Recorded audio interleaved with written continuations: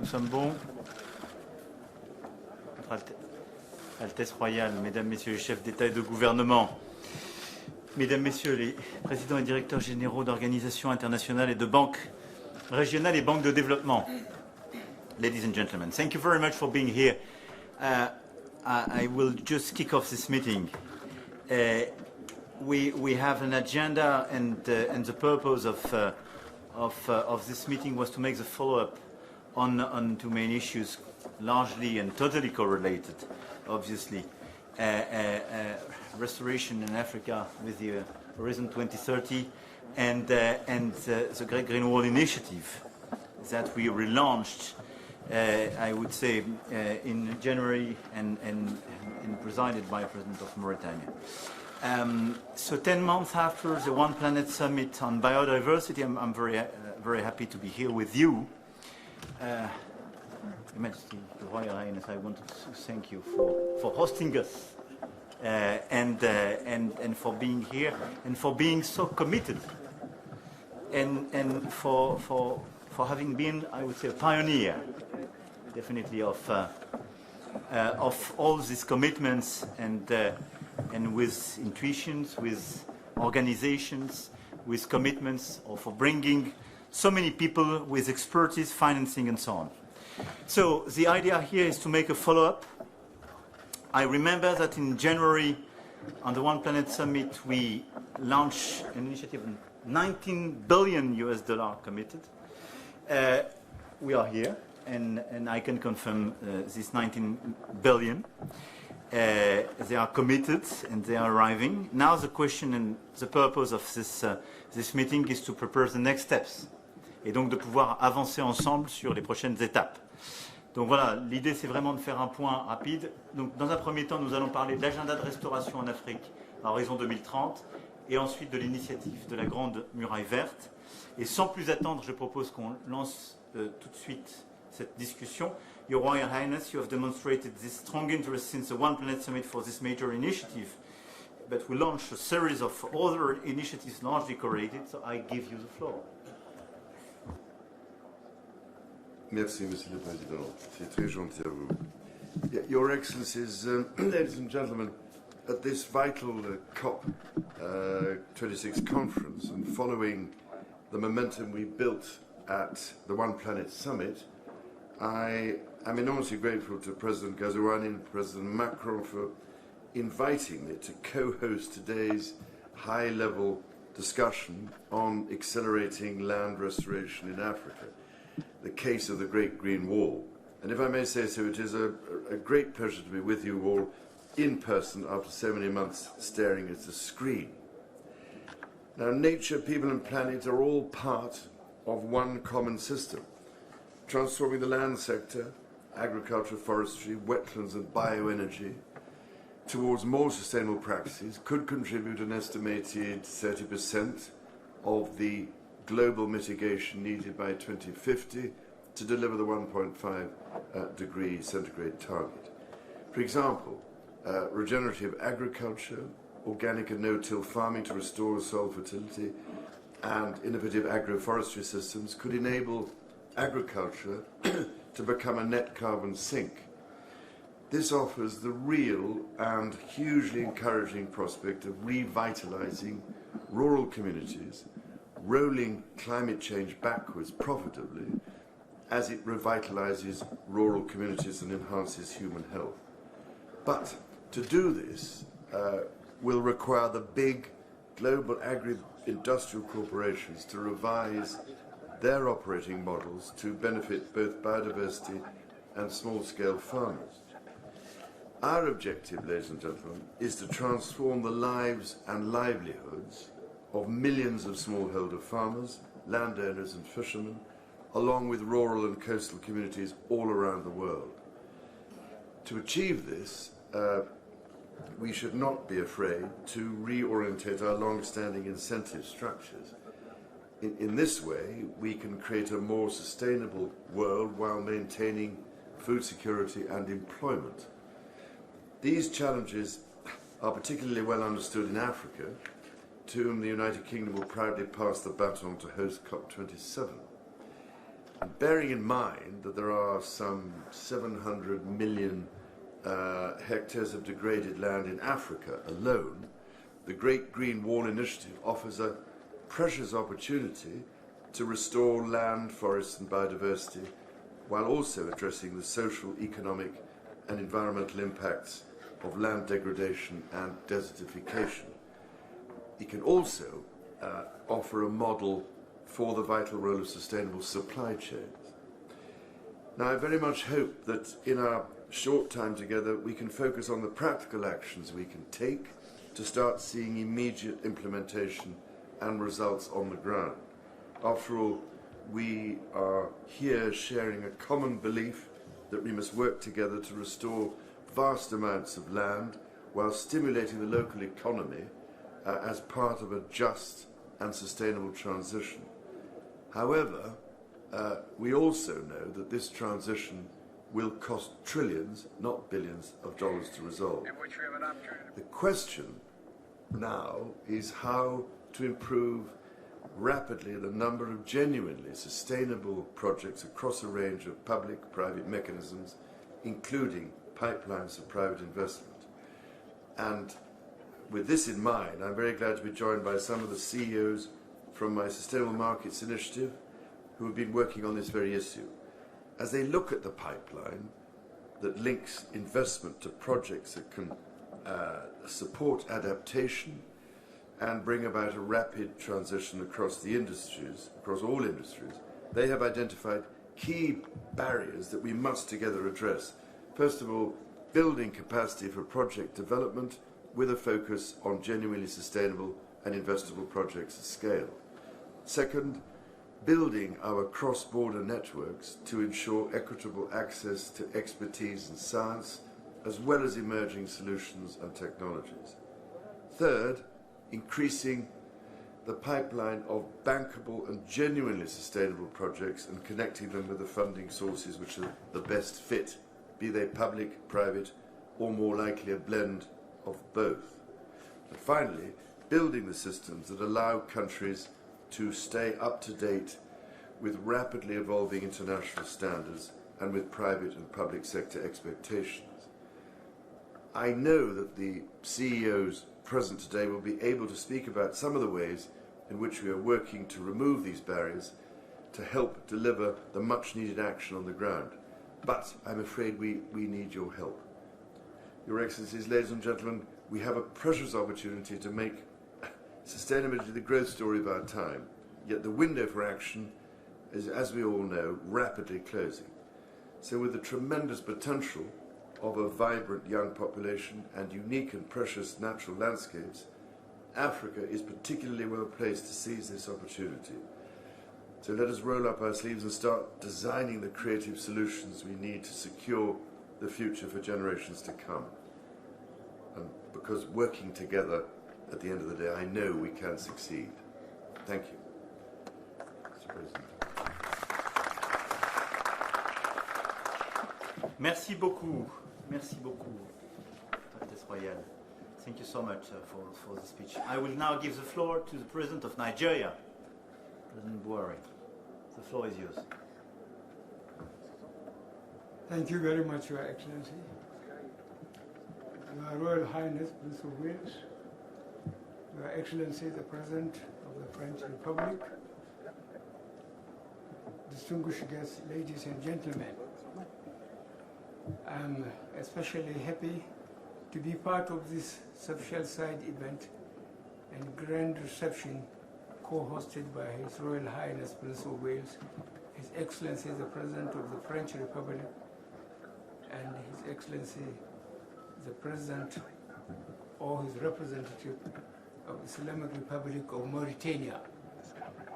It is interesting and noteworthy that this important gathering is tailored towards ameliorating the problems of land degradation, desertification, depletion of forest ecosystems, and biodiversity in Africa.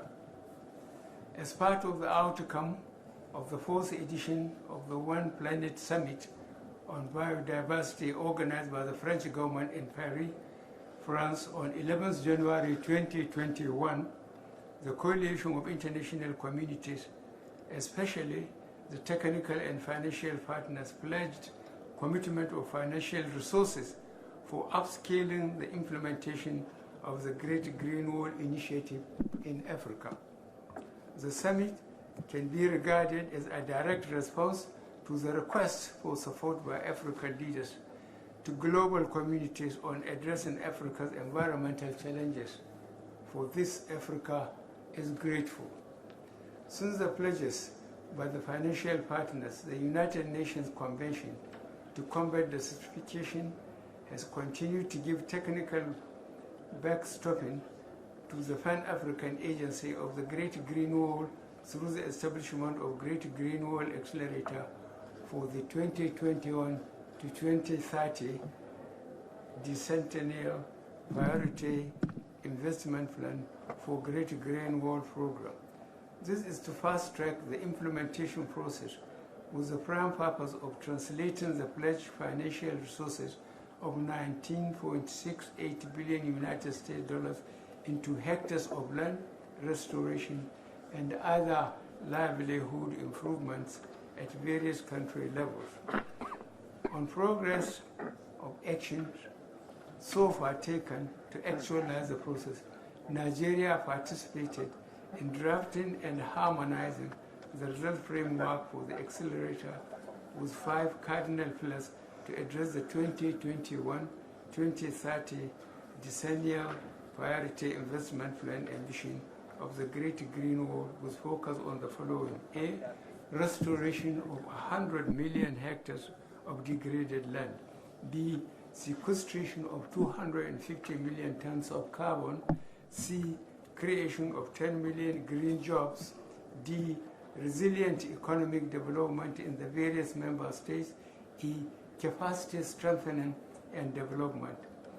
As the effort to make available the financial resources already pledged by financial partners is still ongoing, Nigeria has taken further steps by approaching other technical partners for support.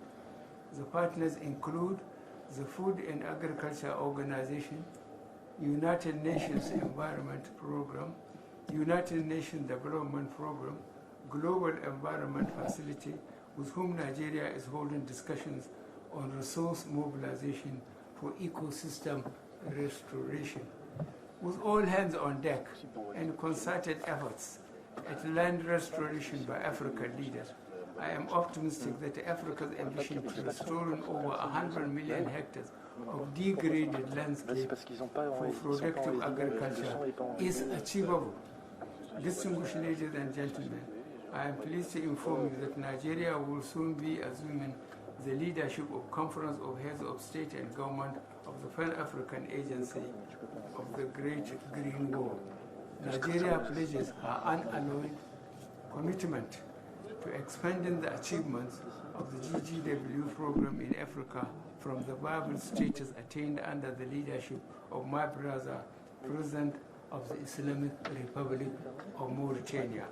Finally, together we will commit to the transformative process of restoring the African degraded landscape and ultimately the continent's environment. I thank you all for your attention. Thank you very much, Mr. President. Now some new partners joined the initiative and are ready to make a move and precisely to commit. And I want to thank Jeff Bezos for being here with us. Jeff, once again, thank you very much. I know that you had yesterday a very good discussion with Royal Highness Charles, and we had the opportunity to discuss several times about this issue. So I now give you the floor.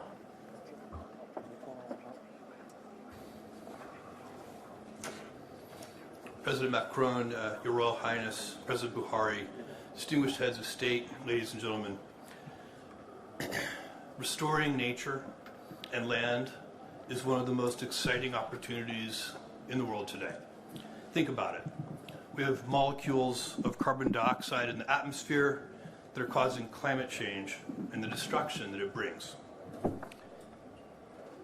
At but instead bring that carbon back down to Earth through the magic of photosynthesis into trees, plants, crops, and soil, and this brings life and vitality. Landscape restoration brings better yields for farmers and harvests that are more resilient to drought and heat. It brings more jobs, more food security, better water management, more economic development. It brings a better future. Every dollar invested in restoration yields $7 or more in benefits. Landscape restoration is among the lowest cost and, importantly, largest scale solutions we have to fight climate change and increase agricultural yields. There is no more important place to start than Africa. It's the continent where opportunities are the greatest, and it's the continent where the need is the greatest. 2/3 of productive land is degraded, and the share of its citizens dependent on the land for their livelihood is greater than anywhere else. Africa is also the region most vulnerable to climate change, even while it has done the least to cause it. 35 of the 45 countries globally at highest risk to climate change are in sub-Saharan Africa. In this seemingly bad news story, there is great hope. All around the continent, Africans are demonstrating success. Agricultural production has increased by 160% over the past 30 years, far exceeding the global average. And Africa has already delivered some of the world's greatest restoration successes in some of the most challenging conditions. Context is different as Niger, Tanzania, Senegal, Kenya, and the Congo Basin. We're seeing remarkable innovation and success. We're fortunate to have President Buhari of Nigeria with us today.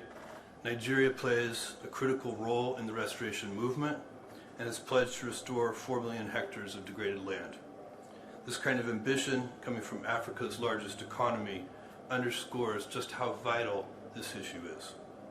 For all these reasons, the Bezos Earth Fund plans to make a major long-term commitment to restoration in Africa. Last month, I committed $1 billion in grants to support nature conservation, and we'll be starting with the Congo Basin countries and the tropical Andes. Tomorrow, we'll be making an equivalent commitment to landscape restoration with a major focus on Africa. We want to work with the major platforms that are already established and ready for scaling, including Africa 100 and the Great Green Wall. I want to commend the leaders of the Great Green Wall who are here today. Despite this good progress, we must do more and with greater urgency. Today, only 4 million hectares are being restored actively. Under Africa 100 alone, 32 governments have committed to restore 130 million hectares in the future, and political will is surging. We now need to focus on the details of finance and delivery. We would like to be one of those supporting this effort. Next year's COP, to be held on African soil, offers a compelling milestone by which all of us can work together to mobilize billions of dollars for African restoration and a refreshed financial architecture. I hope that we all work intensively over the next 12 months towards that end. We all know that this is the decisive decade, but without action, it will become the indecisive decade. We can't let that happen. Please consider us an ally for this important cause. Thank you.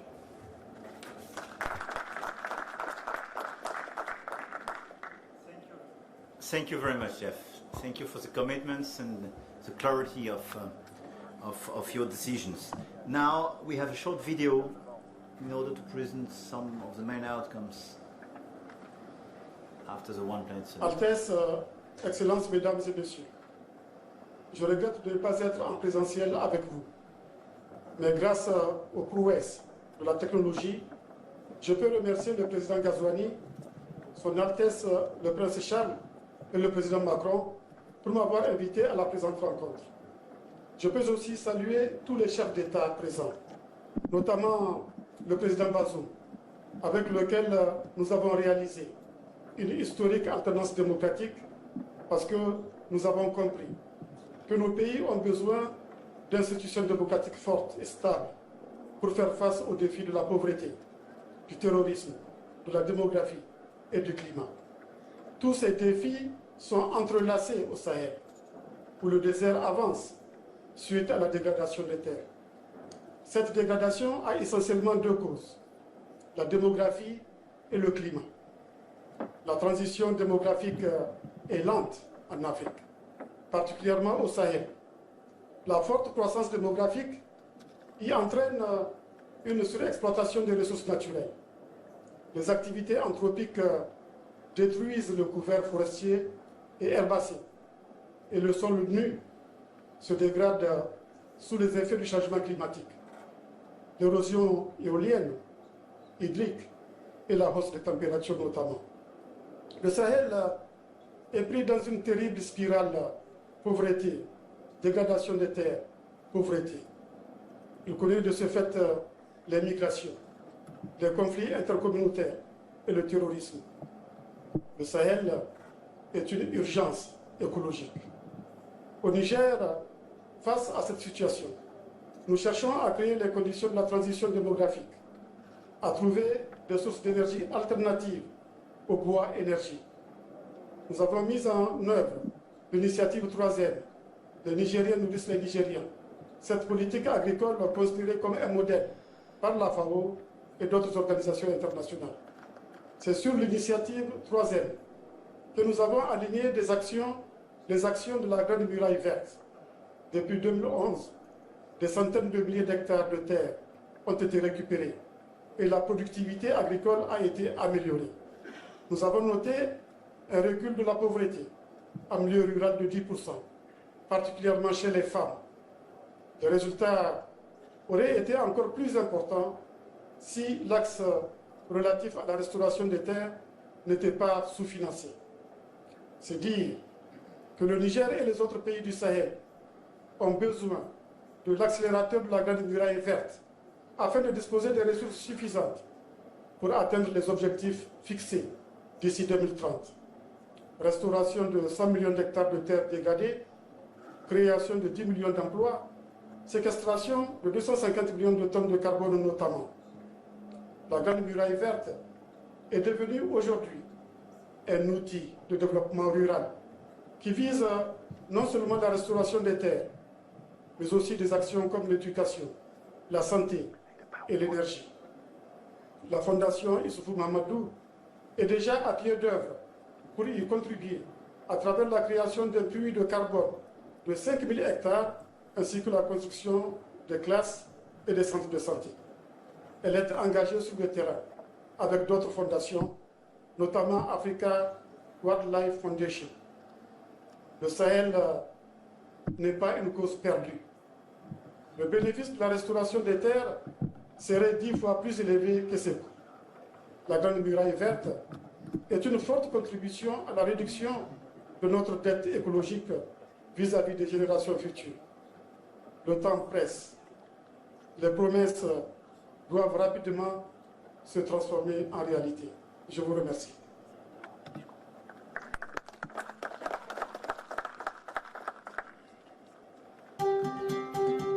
In the Sahel, a region at the crossline of challenges, the Great Green Wall Initiative offers a vision to solve the most pressing issues humankind has ever known by growing in less than a decade the largest nature-based solution on Earth. At the One Planet Summit during the Great Green Wall Investment Forum in January 2021, $19 billion were pledged to activate 5 pillars of action into a mosaic of initiatives. The Great Green Wall Accelerator was created to support the Pan-African Agency of the Great Green Wall to coordinate efforts with all the partners involved to support the Great Green Wall countries in resource mobilization and accelerate the impact with the Great Green Wall Harmonized Results Management Framework to monitor and evaluate results. Action is being coordinated along 5 pillars and progress is accelerating. So far, 20 million of hectares of land have been restored. That means new jobs and thousands of tons of carbon back in the soil. thousands of small medium enterprises benefited through specific support to create prosperity. For example, in 2021, the Green Climate Fund approved 3 projects. Millions of US dollars will empower populations against climate change impact. The World Bank Group committed $5.6 billion in January 2021 in the 11 countries part of the Great Green Wall. Of this amount, $4.1 billion is under implementation and 20% has been dispersed. The vision is becoming a reality. Stability, security, and sustainable development are advancing hand in hand while non-state